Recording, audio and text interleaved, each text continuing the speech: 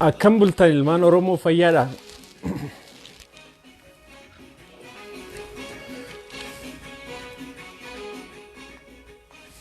Naga akkam jirtan? Fayyaa jirtanii baga nagaan dhuftan. Anillee ni live seenne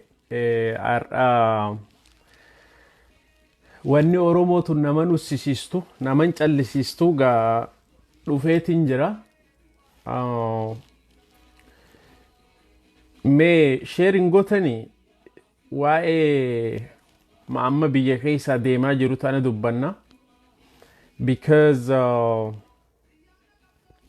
akrobaatti Leencoo Lataa taphataa jiran.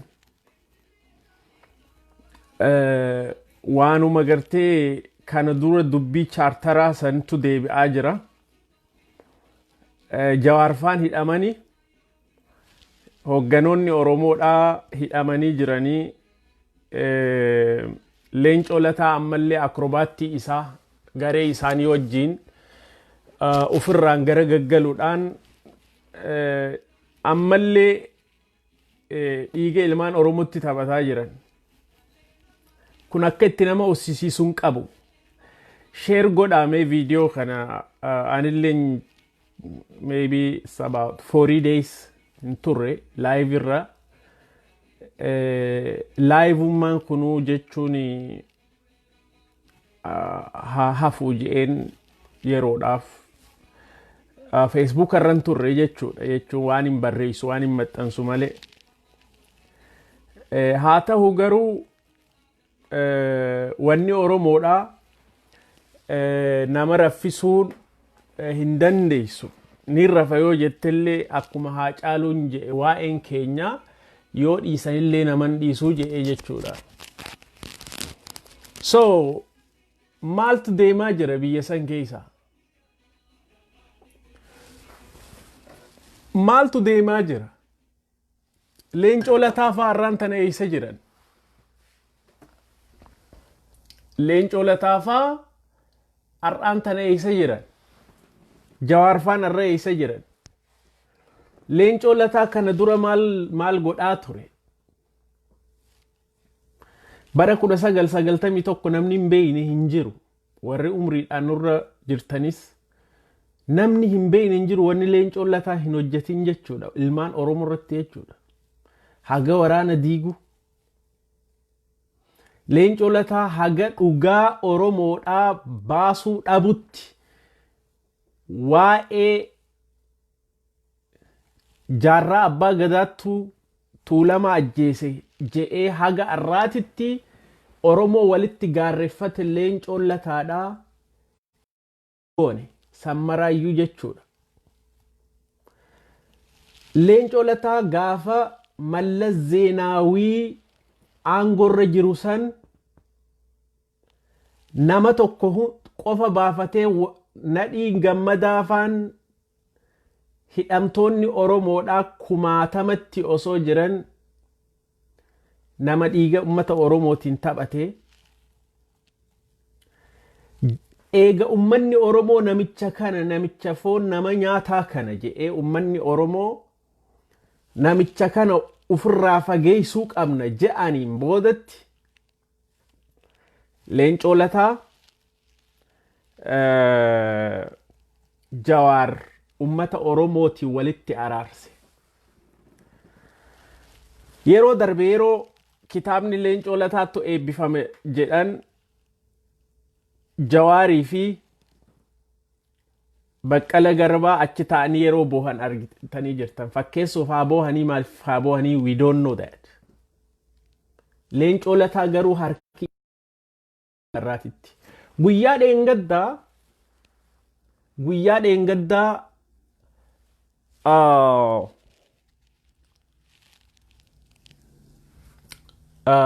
bakka itti harki murame aanolee geesse Jawaar Mahammad ummatuma Oromooti walitti araarsuufi namicha kana Leencoo Lataa kana.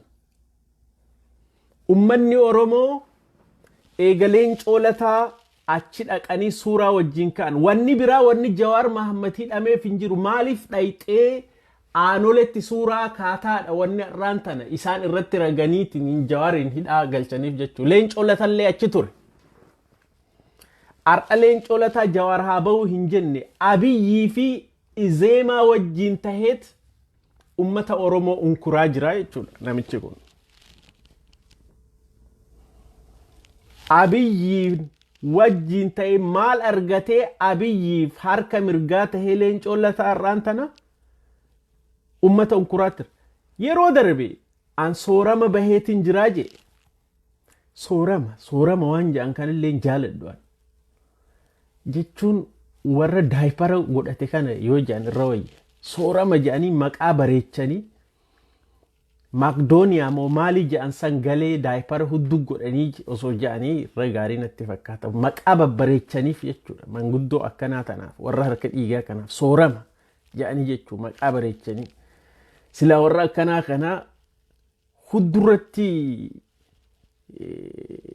waan joollee daa'ima godhan tana godhaniiti kunoo daayipara itti godhaniiti chiwanni darban jedhan malee soorama jedhanii maqaan bareechaniif. Namichi kun har'aan tana dhiyoo tana soorama bahee jechaa ture. Leencoo Lataa. Har'aan tana Jawaar hidhamnaan akrobaatti dalagee akka waan qabsoon Oromoodhaa fashalteetitti. Abiyyi wajjin tahee ummata Oromoo irratti as garagalee jechuudha. Dheengadda Wallagga keessatti ijoolleen 5 waraana Abiyyiin yeroo ajjeefaman namichi kun waan tokko hin dubbanne. Kana dura soorama baheetiin jiraa jechaa ture. Soorama baheetiin jiraa jechaa ture. Har'a garuu deebi'ee Abiyyii fi Izeemaa wajjin harka tahee harka mirgaa tahee ummata Oromoo irratti ka'ee jechuudha. Lola dhufaa jiru kanaaf ummanni Oromoo qophaa'ee jira. Mee natti himaa. Biyyi sun gara lolaa deemaa jirti. Ummanni Tigraay meeshaa parsantii 80 military weapons beekateet gara Tigraay galfatanii jiran. 80% of military weapons in Tigray. The Air Force is in Tigray. Air Force in Bishooftu irraa buqqa'eessa jira Tigraay maqalee jira jechuudha.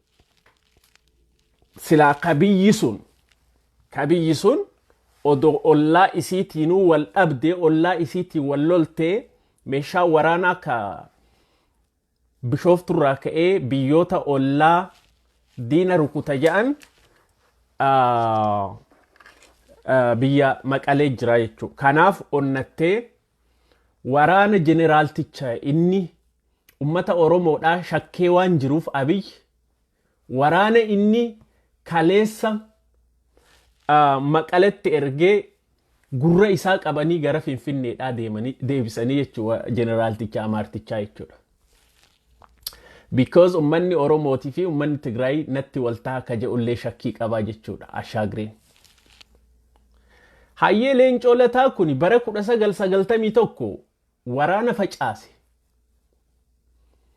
Ummata walitti unkureet achiin cehee biyyarraa bahe. Sun osoo jiruut deddeebi'ee Mallas Zeenaawii wajjin hayyee waa'ee federaalizimiidhaa barreesse haa jennu. Federalizim. Hayyee ummanni Oromoo galata isaa qaba haa jennu Leencoo Lataatiin. Federalizim isa wajjin tahaniiti godhan haa jennu.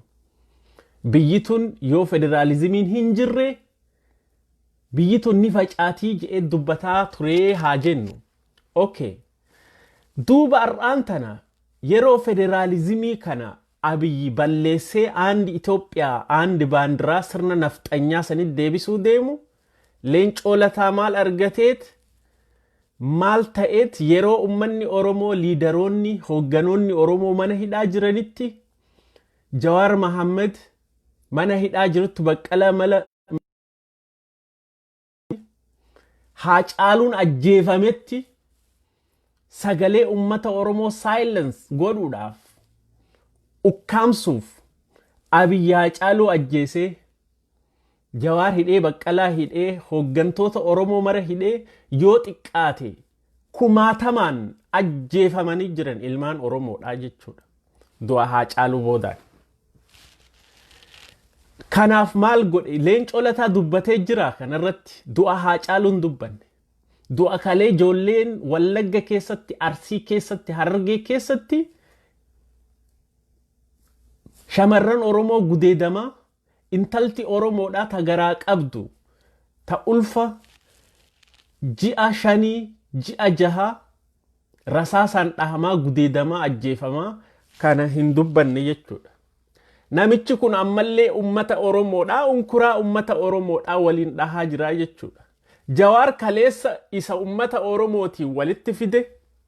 Jawaar kaleessa Leencoo Lataa akka Leencoo Lataa kana isa akka qeeqaa ture. Anis ni yaadattan. Hangaasaan har'aan tana ana biraa ka'ee bilxiginnaa tahee biyyatti gale kun waliin qeeqaa turre jechuudha. Ani nama bilxiginnaa tahuu miti, nama shilingii fi sumuniin bittuu miti. Yeroo san Abiy wajjin dhadhaa nyaachurra Baqqala Garbaa faa wajjin, Jawaar faa wajjin dhagaa nyaatuu wayye jennee warra hin barbaannu nageetti jennee biraa deemnee jechuudha.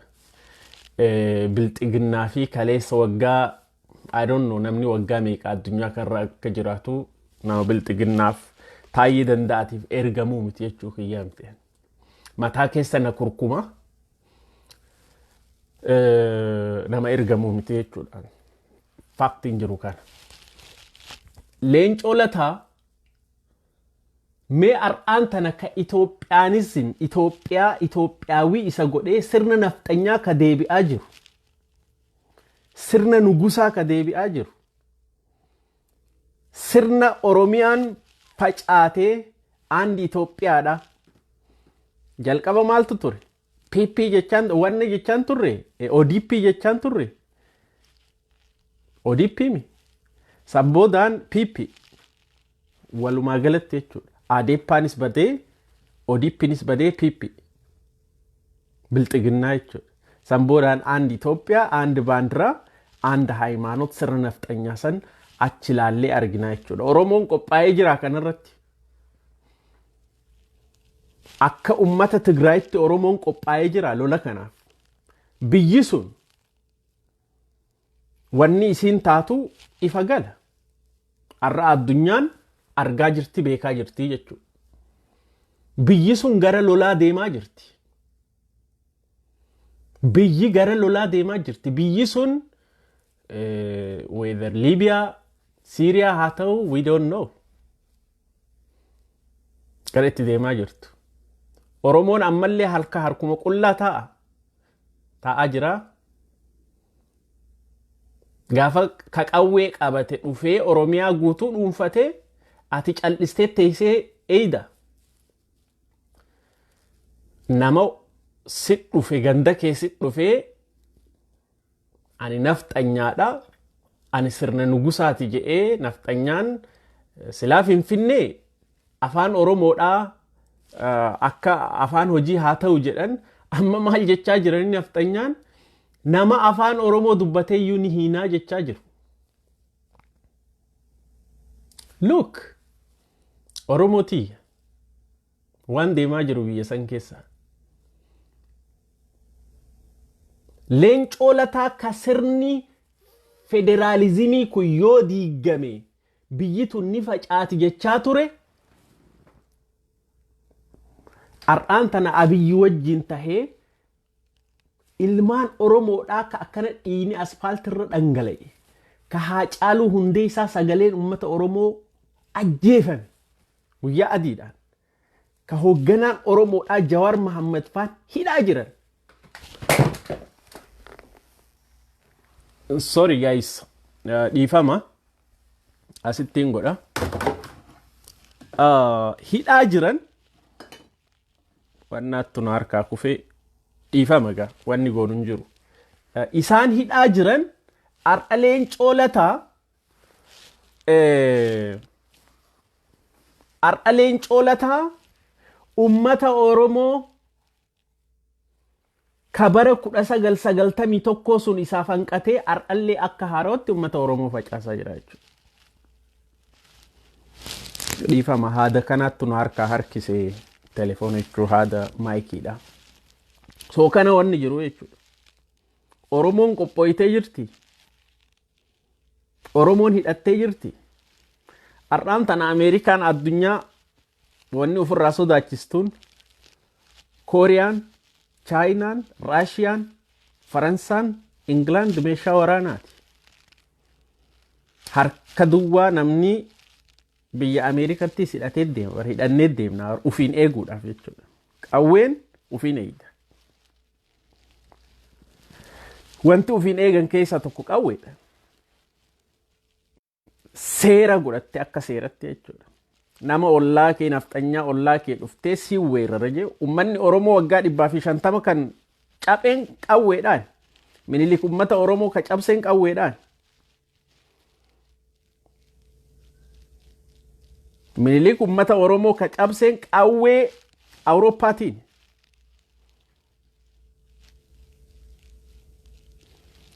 Waggaa 150 miti waggaa kumaan isin cabsaa jechaa jira. Abiyoot kaasaane. Namichi maal akka inni ta'e hin beekne. Ka abbaan isa guddise jedhan anillee isas ilma kiyyan jedhu bar.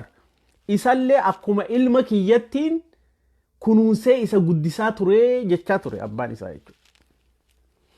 Ummanni Oromoo yeroo baay'ee waan nyaatameef kanarratti uf qopheessee waraana isaa hidhatee waraana mataa isaa godhatee uf qopheessee eeggatuu qaba jechuudha.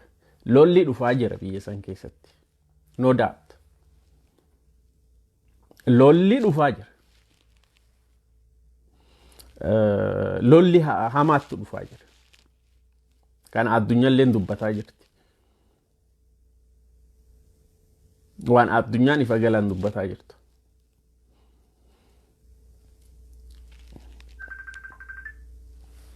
Mataskaanni Amaaraa akka jiruun qawwee galfatanii qawween guutamee fi jira Amaaraaf jechuudha. Oh man. So qawween stop calling me, man. God damn it.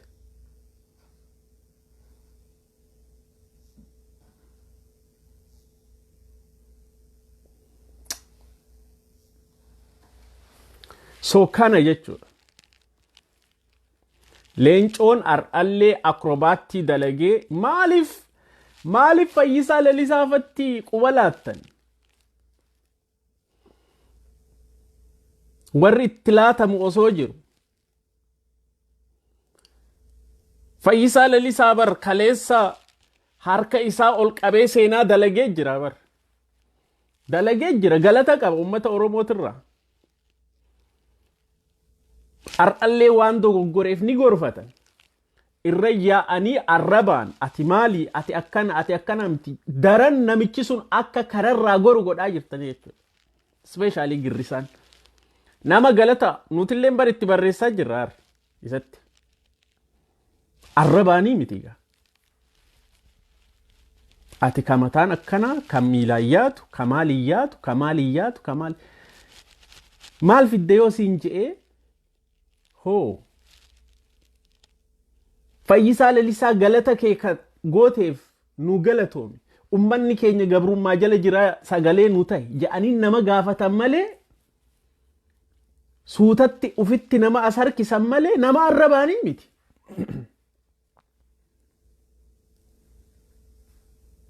Facebook maqaa jijjiirrattee nama san arrabsiteetii miti.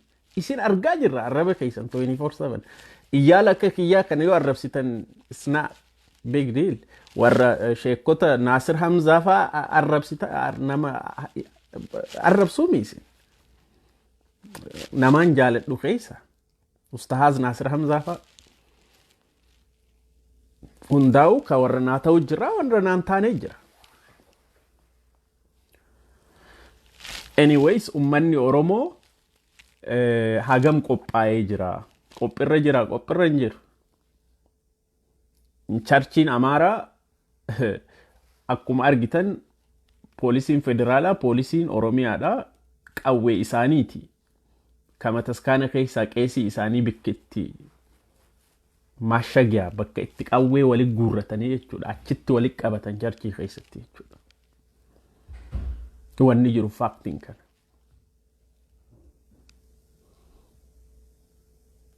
Kanarratti ummanni Oromoo maal godhuu qaba? Ummanni Oromoo hagam qophaa'ee jira. Ammallee even wayyaaneen ammallee aangoo qabanna jetteeti qophooytee jirti. I don't mind. የጠላት ወዳጄ ነው አከጃኒት ያዳን አብይ annama Abiy irratti dhaka harkatu yoon arge because Abiy is dictator. Abiy is dictator. Abiy must go eganje Egypt le yo doite. I don't mind. እኔ ስለ አባይ ጉዳይ አያሳስበኝም።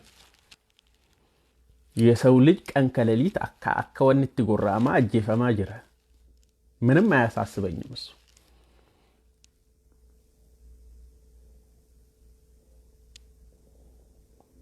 ካና ጀቹudha wanni jiru. Ammallee waanuma bara 1991 santu deemaa jira jechuudha. Oromoon haga yoomi capha halkanii guyyaa capha dhahama kun dabru kun itti dabra jechuudha. Faktiin jiru kana.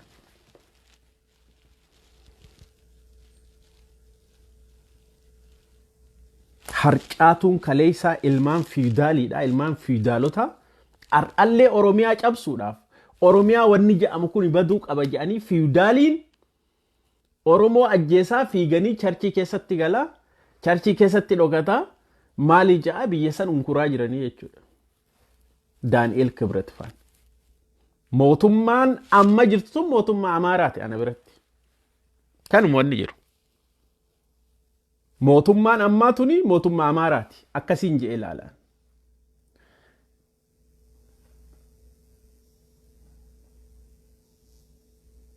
Akkasiin ja'a. Mootummaa Amaaraati sagalee warri dubbatuu barbaaddan yaadudha.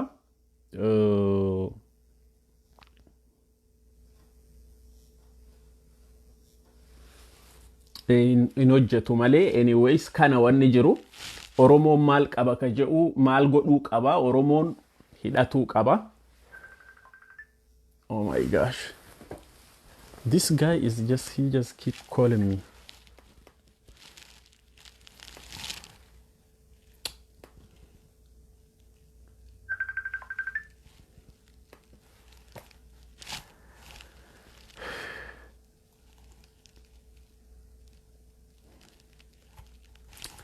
So kana wanni jiru. Hey, what's up, man? I'm on live streaming. I am on live streaming. I'm on live streaming. Yeah, I'll call you later.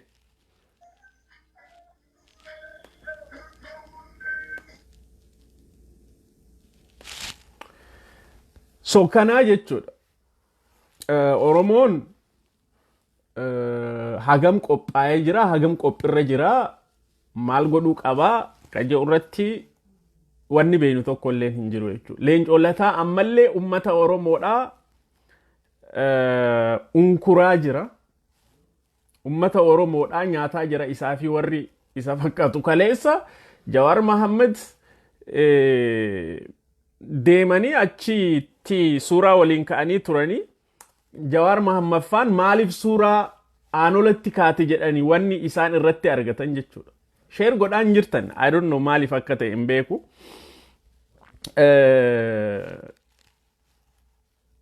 Leencoo Lataa faan har'aan tana Abiy fi Zeemaa wajjin ta'anii Oromoo unkuraa jiranii gariin isaanii immoo gariin isaanii mana hidhaa jiranii jechuudha. Kana faktiin jiru. Wanni jiru kana. Namarratti odoo hin akka girrisaadha waan tokko odoo hin hubanne akkanumaan girrisuun gaarii miti jechuufin isiniin jee. Kanaafuu yeroo gaarii naa qabadha. Homaa wanni isinitti kafaltan gaariidha. Kanumaan isiniin jaa guyyaa gaarii qabadha. Happy Friday. Jum'aa gaarii isiniin jecha sagalee yoo mee bilbila namni messenger irratti bilbiltan bilbila wanni naaf godhaa hin jiru. Sagalee keessan asiin messenger irratti sirraa fuudhuu danda'a. Namni ana wajjin friendii taatan bilbiluu ni dandeessan. Go ahead.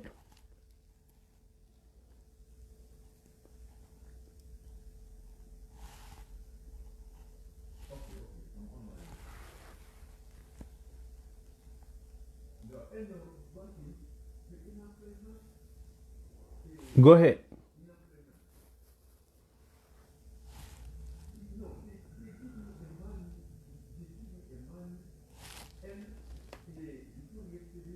Hayyega. Kanuma irratti mari'adha. Ummata Oromoo seef godha.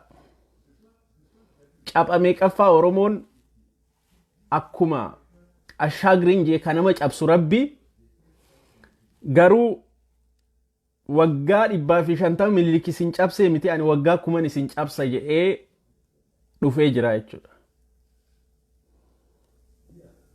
Namicha waan inni ta'e hin beekne bashaashaan nutti dhufee jechuudha. Kaleessa wayyaanee wajjin nama fixaa nama ture. Basaastu wayyaanee nama ture. Nama wayyaaneef ergamtu wayyaanee nama tureettu ar'allee irra deebi'ee haarootti ummata Oromoodhaaf fixaa jechuudha.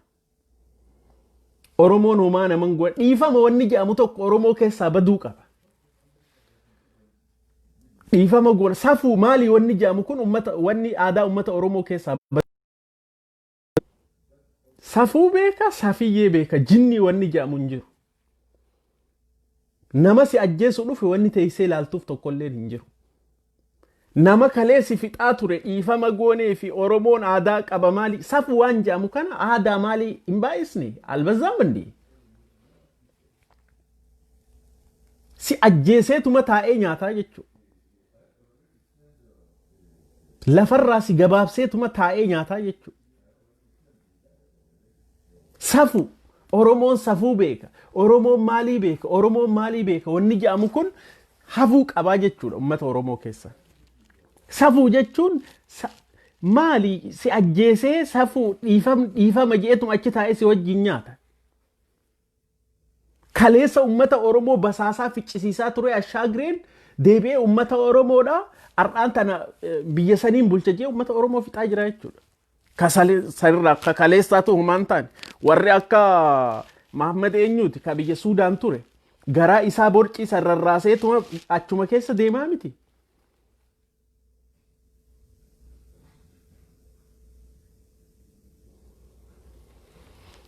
Meeqa isaaniiti. Yaa waa irraanfachuu haa caaluun jee sun Rabbi isatti haa araaramu kana.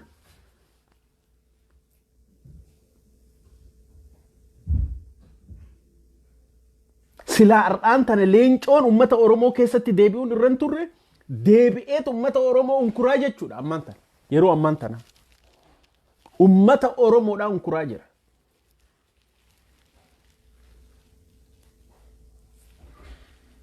Safuu safiyyee safuu maali wanni jedhamu kun odoo dhabame safuu waan jedhamu safuu Oromoon aadaa qaba maali kana wanni namichi qarbanni garaa iitaa sunfaan jedhan isin ceesifna aadaa duudhaa sirna maalii safuu maal waan jedhan tokko haasawaa podiyoon turre ani jaaladhu waan akkana. Oromoon safuu beeka. Ora diina na ajjeesu safuu akkamii? Nama na qalu akkami ka dhufee jaartii teessi jalattillee akkas godhe safuudha jettee dhiista. Oromoon seera jettee ilma kee ajjeesu dhiifama goonaaf jette kana seera akkami kun?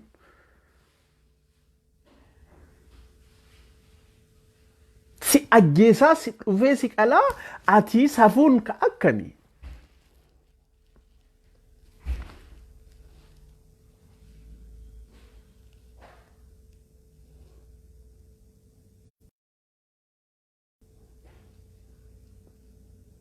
warri arraan tan Oromoo unkuraa jiru warri akka Leencoo Albaatii Hangaasaa Ibrahim maali Jaafar Ali maali boru dhufaniitu arra dhiiga ummata Oromoo dhangalaasaa boru dhufanii taanis wajjin nyaatan safuudha jettaa Oromoon dhiifama godhaa maalii godha jettaa maal jechuudha kun nama na dhahe nama natti dhukaase nama obboleessa kiyya ajjeese fira kiyya ajjeese Oromoo ajjeese safuudha borummoo dhiifama maal jechuudha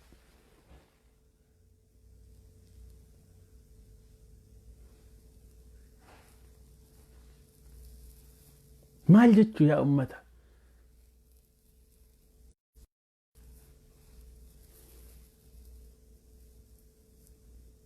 safu akkami nama na ajjeese wajjin akka barbaadetti na ajjeesee na fixee maal jedhee taa'ee safuun jiru safuun waan akkami safuu jechuudha guddifachaa waan jedhamu safuu waan jedhamu kana baduu qaba ummata Oromoo keessaa guddifachaa jedheet waan beergoo keessa dhalate hunda kararraa fuudhee guddisee deebi'ee Oromoo nyaata. Yeexutna kaashli jedhanii jechuu akkasiisan. Harma Oromoo hodhee Oromoon guddisee deebi'ee Oromoo nyaata. Wareenyaaf tamallisoo nyanii wagaana jechuudha. Guddifachaa jedhaniit beergoo keessa abbaan beeytu bara. Keessattuu naannoo Addis Ababaa san keessatti beergoo keessa dhaltee darbitee kanarra biraa deemte jechuun naftanyaan. Fuudhee Oromoo guddisaa gaafa kaan naftanyaanin inni Minilik zarneen jeet mallisoo Oromoon wagaan. Waan akkanaa kanatti amanu kun ana jechuudha.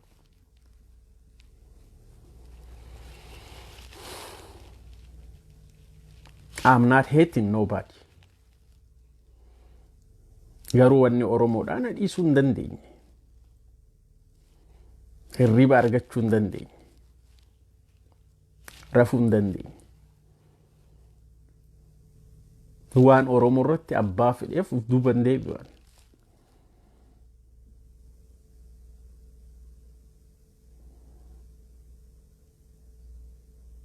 Guddifachaa jedhaniitti ufitti guddisanii deebi'ee Oromoo nyaataa jira. Hamaan warra Oromiyaa keessa dhalatee miti jibbansa Oromoodhaa akka qabu naftanyaan. Warra Oromootu guddisee Adaanech maali namittiin takka ta ilmaan guddistu takka walitti qabdee diqaalaa tana warra beergoo dhalate kana guddistee har'a deebi'ee nu nyaataa jira ummata Oromoodhaa jechuudha.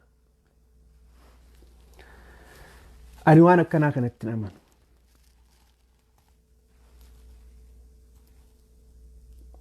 Diina na waraanu taa'ee wanni ilaaluuf hin jiru jechuudha.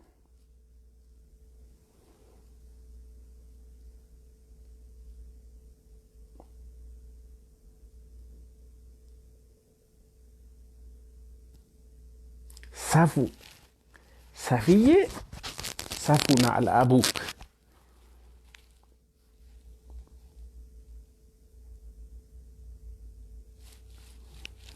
It's very tough.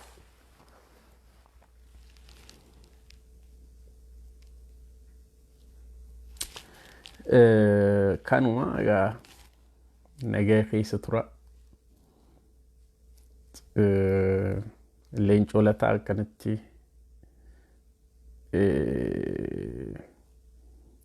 ummata Oromoodhaa nyaataa jira.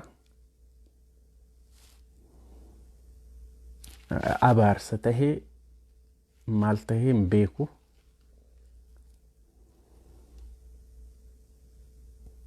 Silaa mee waa'ee ajjeefamuu haa caaluudha Leencoo dubbatu dhageessanii hidhamuu Jawaar dhageessanii dhageenye. Biyyi sun gara waraanaa akka deemtu addunyaan dubbataa jirti. Nafxanyaan immoo waggaa lamaan dabre kana durallee waggaa lamaan dabre kana charchii isaanii ka Oromiyaa guutuu jiru keessatti qawwee guurratanii jiranii jechuudha. Ka hidhate yeroo hunda injifataa akka ta'u kuni faaktiidha. Maaliif uummata Tigraay irraa barannee jira jechuudha. Mootummaan Abiy irraa achi garagalee ilmaan Tigraay tokkichi Tigraay keessatti hin ajjeefamu jechuudha.